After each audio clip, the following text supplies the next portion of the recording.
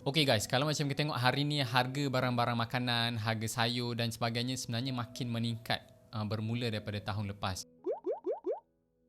Dan ada satu report daripada Bloomberg hari ini mengatakan bahawa inflasi di US sebenarnya dah berada pada 40 tahun paling tinggi pada masa sekarang ni. Maksudnya kalau macam kita compare 40 tahun lepas, hari ini adalah inflasi yang paling tinggi Amerika Syarikat ataupun kita cakap pelopor ekonomi dunia hari ini mencapai pada tahap yang paling tinggi. Okey, tajuknya adalah US inflation quicken to 40 years high, pressuring Fed and Biden. Dan kalau macam kita tengok kat sini, Consumer Price Index meningkat sebanyak 8.6% pada Mei dan ianya 1% daripada April.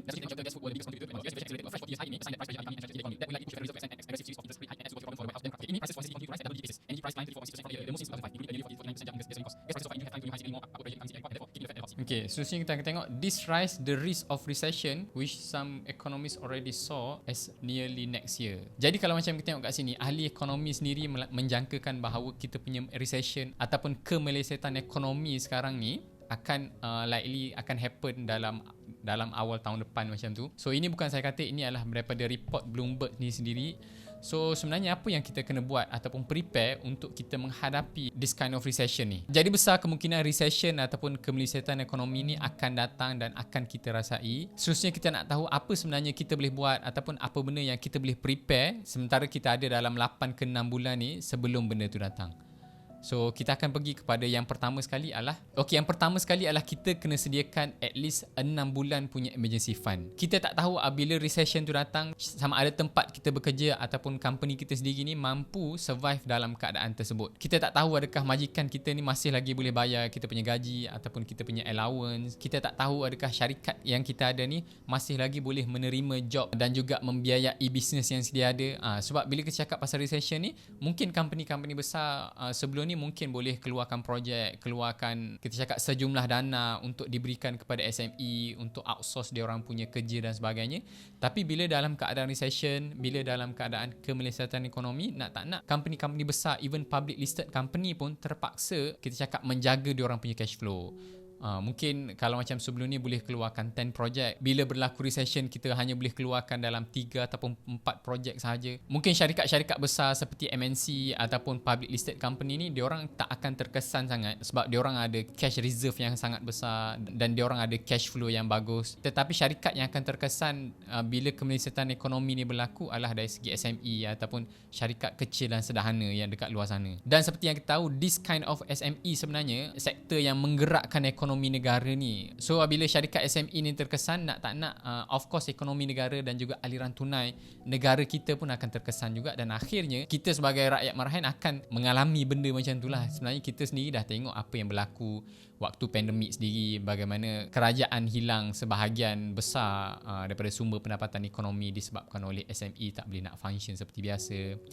Kilang tak boleh nak buka seperti biasa. Hanya sektor-sektor tertentu sahaja boleh dibenarkan beroperasi seperti biasa. So memang kalau macam kita tanya kebanyakan SME dekat luar sana, masa pandemik 2 tahun lepas mengajar mereka banyak benda dari segi perlunya ada standby cash dan sebagainya. Dan kalau macam kita rasakan bahawa 2 tahun lepas tu adalah dah teruk, besar kemungkinan sewaktu kemelesetan ekonomi yang akan berlaku nanti, kita akan tengok impaknya akan lagi berganda. So at least kalau macam kita ada 6 month punya emergency fund tu, kita boleh standby in case kalau ditakdirkan kita kena lay off ataupun syarikat kita terpaksa gulung tikar dan sebagainya. So kita ada 6 bulan punya gaji untuk kita standby, untuk kita settlekan kita punya makan minum, kita punya expenses, kita punya komitmen dengan bank dan sebagainya. Dan dalam tempoh 6 bulan tu kita boleh find a better opportunity, kita boleh find a better job. After 6 months tu kita dah ada mungkin kerja baru ataupun business baru ataupun another opportunity which akan leadkan kepada point saya yang nombor 2 sekejap lagi, iaitu nombor 2 adalah tentang kita belajar high income skill. So sebenarnya high income skill ni dia lebih kepada kita menggunakan otak daripada kita menggunakan labor worker ataupun masa kita. Jangan cakap dulu untuk kita nak start a new business ataupun nak start a new startup kan. Tapi yang penting kita belajar dulu tentang high income skill ni. Jadi high income skill ni adalah kebolehan ataupun skill yang company dekat luar sana sanggup bayar dengan harga yang sangat tinggi So benda tu sebenarnya kalau kita tengok dia boleh ada dalam technical dan juga non-technical. Kita akan pergi kepada technical dulu. Antara contoh high income skill dalam technical adalah kita boleh cakap seperti coding, web design, video editing dan sebagainya. So antara contoh platform dan juga tempat kita boleh belajar tentang programming dan juga coding ni adalah seperti Coursera dan juga Udemy. Kalau macam tak silap saya, untuk Coursera ni dia ada kita cakap macam sijil daripada Google sendiri untuk kita belajar tentang data scientist, untuk kita belajar bagaimana kita nak jadi data analyst ni.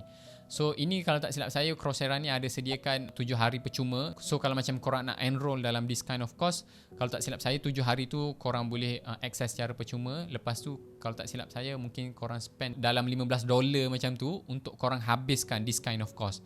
So selepas dalam tempoh 6 minggu ataupun 8 minggu macam tu, korang akan dapat e-certificate daripada Google sendiri yang korang boleh gunakan untuk cari kerja dalam bidang tech dan juga technical ni. So by the way, Coursera ni ada sediakan financial aid. So kalau macam korang tak ada duit ataupun korang ada masalah keuangan, so korang boleh apply financial aid ni. So kalau tak silap saya dia ambil masa dalam 2 minggu. So nanti diorang akan review korang punya application. Kalau macam korang approve, so basically korang boleh access Coursera ni secara percuma, FOC. So don't forget to try it, okay? Contoh high income skill technical seterusnya adalah seperti video editing.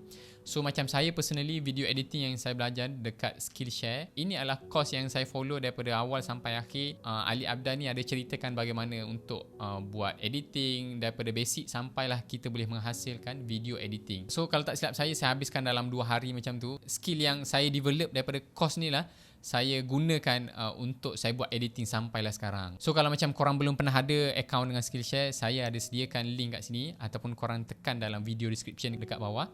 So kalau macam korang register untuk account Skillshare ni, korang ada dalam sebulan untuk korang boleh akses semua kelas yang ada dalam Skillshare ni secara percuma. Dan ini adalah course yang saya sangat recommended lah untuk sesiapa sahaja yang nak belajar tentang video editing. Bila korang belajar buat video editing, bila korang belajar publish korang punya video secara regularly dekat YouTube ataupun any platform, Instagram dan sebagainya, eventually those kind of skill akan improve tremendously. Okay, seterusnya adalah untuk UI ataupun UX punya skill, korang boleh pergi kepada Udemy. So basically ini adalah skill yang company-company dekat luar sana mencari untuk diorang design. Mungkin diorang punya new mobile apps ataupun a new web design. So Udemy ni adalah tempat yang saya sangat recommended untuk korang belajar. Jangan terkejut kita tengok gaji untuk designer UX dan juga UI ni boleh cecah sampai 100,000 ataupun 120,000 setahun. Sebab ini adalah kita cakap high income skill yang company-company besar dekat luar sana tu mencari. So sangat berbaloi untuk korang spend masa dan juga tenaga belajar this kind of skill. Okay, seterusnya kita pergi kepada non-technical skill pula.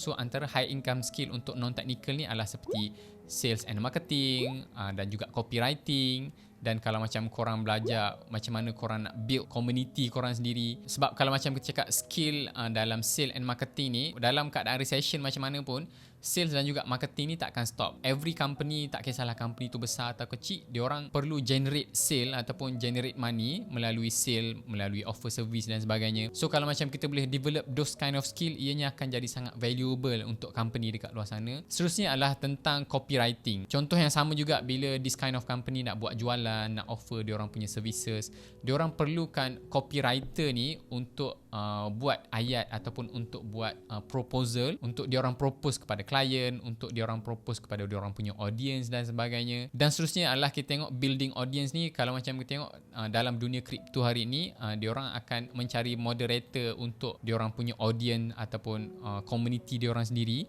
So kalau macam kita ada skill untuk bercakap, untuk handle people, untuk educate people, so benda ni adalah skill yang sangat berharga. Dan skill-skill tadi sebenarnya tak perlu anda nak pergi ambil yang berbayar ataupun nak beli course yang berbayar sahaja. Paling tak pun anda boleh just Google dan juga YouTube je. So dalam tu sebenarnya ada a list of video dan juga website yang kita boleh rujuk untuk kita belajar this kind of high income skill. So tu je untuk video kali ni. Hopefully korang dapat something, hopefully korang dapat manfaat daripada video kali ni. Kalau korang rasa video ni bermanfaat, please share, like dan subscribe. Dan kita jumpa lagi untuk masa akan datang. Jumpa lagi. Bye.